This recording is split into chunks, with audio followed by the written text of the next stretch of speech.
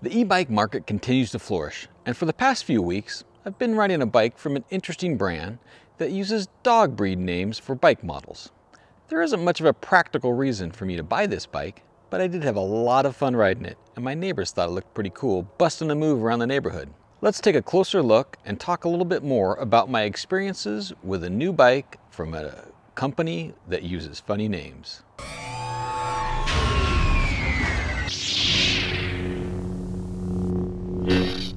Hello everybody, this is Matthew Miller, otherwise known as Palm Solo, and thanks for visiting the Mobile with Matt YouTube channel. I appreciate your views and your support.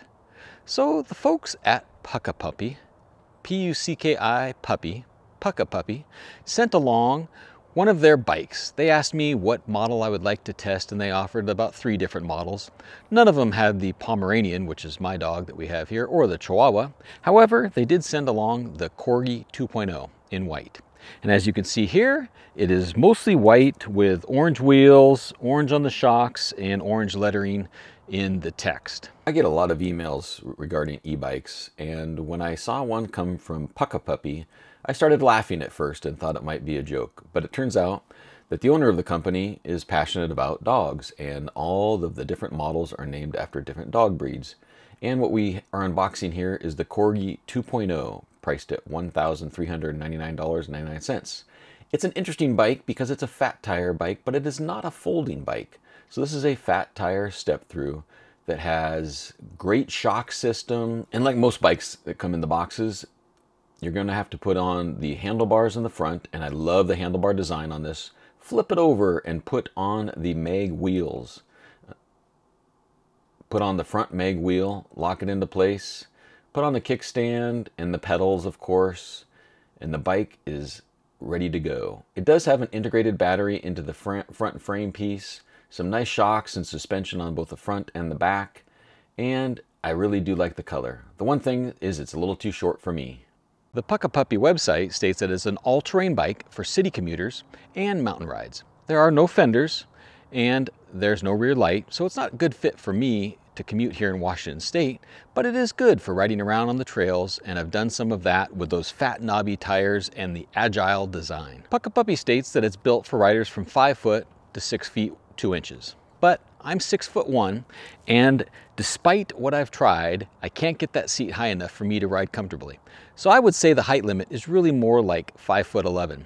When I pull this out and get it to the very end of the seat post, it's not very safe, and 6'1" is just too tall to have my legs comfortably extended, especially when there's this whole shock system on the back rear suspension that I'll talk about in a little bit. So as usual, let's start off with a few of the key specifications on the bike. It has that 6061 aluminum alloy frame that we all know and love, and it does weigh in at 70 pounds. Although that 70 pounds is pretty heavy, it does have a 400-pound load capacity, so you can put a lot on this bike. It also has a 750-watt rear motor with 960 watts of peak power, a UL certified 48-volt 20-ampere battery that is found under here underneath that frame that you can release, has a 7-speed Shimano transmission, and it has that front suspension fork for some additional comfort and movement on that front wheel. Has 20-inch by 4-inch fat tires, and as you can see in the pictures and videos, it's knobby tires as well. Has a very, very comfortable saddle. This is one of the most comfortable saddles that I've sat on. So even though my legs aren't fully extended, it is nice to sit back and cruise around on this, this great seat. It does have hydraulic disc brakes, as we've come to expect on just about every bike today. And this is a class 2 bike, 750 watts. It says 20 miles per hour is stamped on there. The range is advertised 40 to 80 miles, and we'll talk about that in my experiences. I mentioned the front suspension there on the front wheel. It's a typical front suspension. The rear is interesting because it has this shock absorber in the center here, and then it has this piece, and it does have pins. So this piece moves, and then there's a pin down in the frame, so that indeed that whole back area will shift up and down. So it is a very comfortable ride and nice for getting out on some trails and things. Now, it's not an MTB or anything like that, but if you're out in the woods or forest service roads with gravel, it's kind of a nice comfortable ride. Be aware, there's currently no fenders on this, so if you're going on the rocks, it will throw up some rocks as well.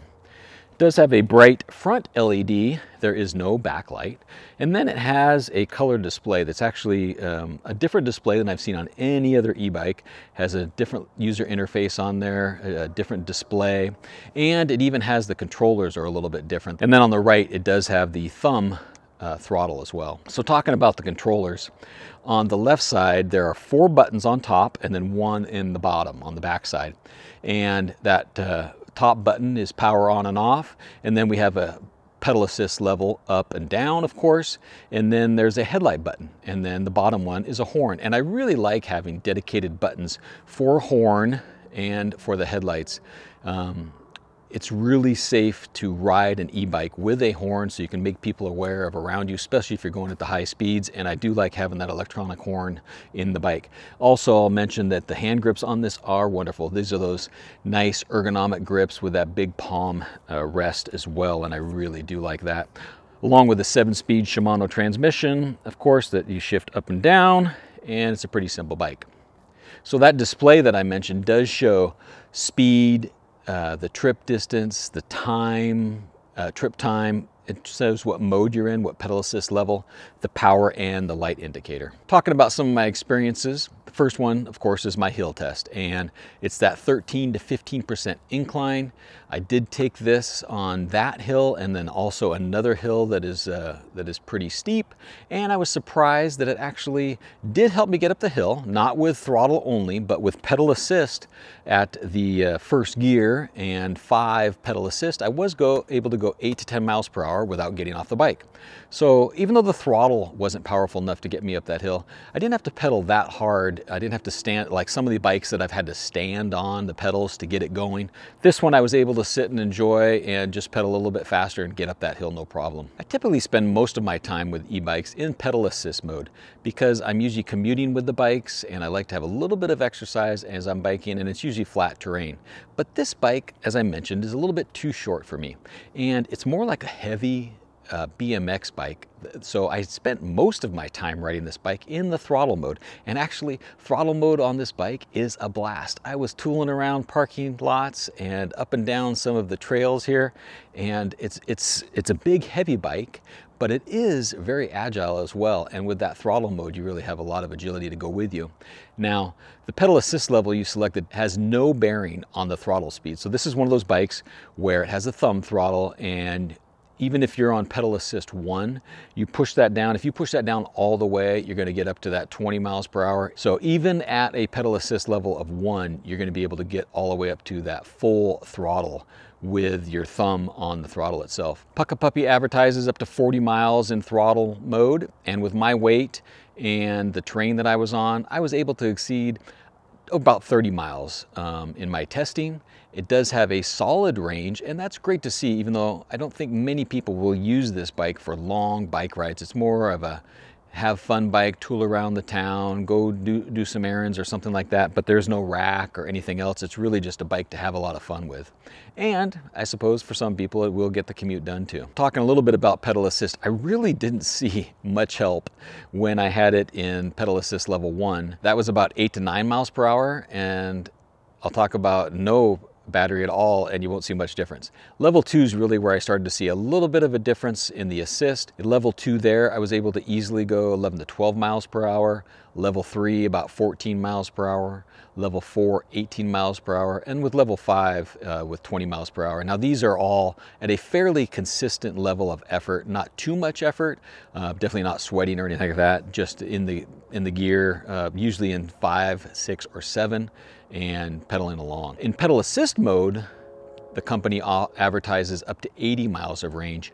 My testing in the rides that I was doing, I was more in the 55 to 60 mile range. So that 80 mile range with that test person is probably pretty realistic. And as always, if the battery dies and I need to get home, I wanted to take it and test it with no battery assist. This is a tough bike to ride too fast with those small wheels and the bike being a little bit low and the heavy weight.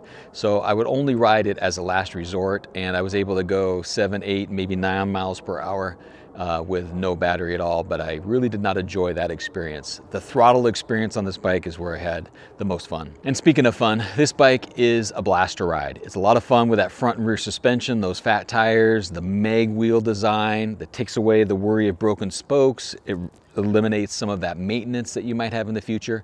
The handlebar design is very BMX-like. It is one of my favorite things about this bike, the way that the handbars aren't too spread apart. It has that nice angle and everything, and then with those hand grips and everything, feels like it's right there in front of you, like a cockpit of a jet fighter or something like that.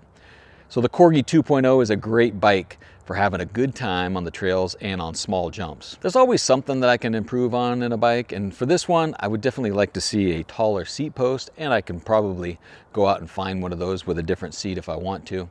A rear light would also be nice. I know you're not going to use this bike for commuting all the time, but it's nice when you're riding with other people to have a rear light that functions as a brake light so people around you know if you're slowing down or stopping. I do have to say that this bike is a bit more expensive than some of the other bikes that I've been testing lately. Most of those usually fall in the $800 to $1,200 range. The Puckipuppy Corgi 2 is actually priced at $1,399.99. It's available in this white color and also in a metallic gray, and the metallic gray has yellow color wheels on the bike. It also includes many accessories, a cable lock, a rear view mirrors, a phone mount, a bike cover, a cup holder, and a bike alarm system. But that price is a bit high. It's not a folding bike. It is pretty specific to what you want to use it for, and at 70 pounds, it's not super easy to carry around and load up in the back of a vehicle. It's not going to fold up any smaller than this, so your vehicle is going to have to fit this size bike in it if you want to take it somewhere. But it is a lot of fun. So the Puckipuppy Corgi 2 may not be built for my personal needs, but it really is a kick in the pants to ride, and it provides a very comfortable ride on trails and on the road. It's more powerful than I thought it would be, and it scoots along nice, but it doesn't have enough power to get me up my hill, and that's a bit of a concern. It is expensive at that $1,400 price, but it is a high quality bike with great welds on there and design, and it feels very solid. It does have good range, ample suspension, those hydraulic brakes, and interesting design of the front handlebars and that display. Thank you everybody for watching. Please subscribe and share, interact with me here on YouTube and on other social media sites. Stay tuned for more coverage of e-bikes, wearables, and other mobile technology. And may the mobile force be with you.